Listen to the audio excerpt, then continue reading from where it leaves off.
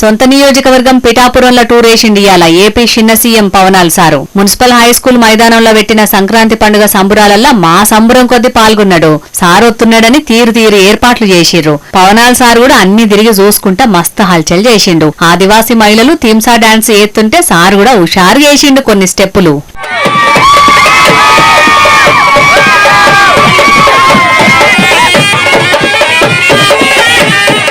డోలు కళాకారులు దరువేస్తుంటే ఆప్యాయంగా వల్కరించి కళాకారుల కళను కన్లార్పకుండా చూసిండు. అంతేకాదు హరిదాసులు కీర్తనలు వాడుతుంటే ఆలకించి ఇన్నడు.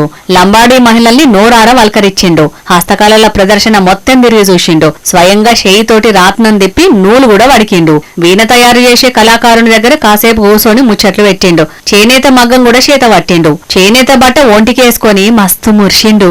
ఒక్క ఆటపాటలే కాదు, సంక్రాంతి పండుగ అసలు సంబురాలు కూడా ఎంతో జోరుదారుగా నడిచినాయి.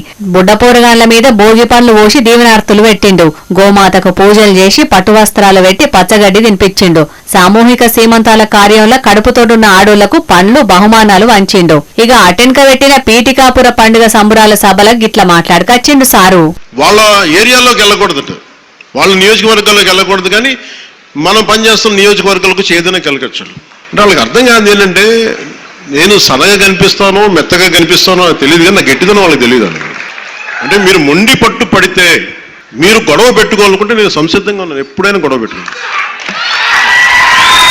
దానికి నా దగ్గర కొదవ లేదు, ఆ శక్తి కొదవలేదు. కూటమి సర్కారును దెబ్బతీసేందుకు పుల్లలు పెట్టనీకి చూస్తున్నారట పంకపార్టోళ్లు. పిఠాపురంలో ఏలు పెడుతున్నారట.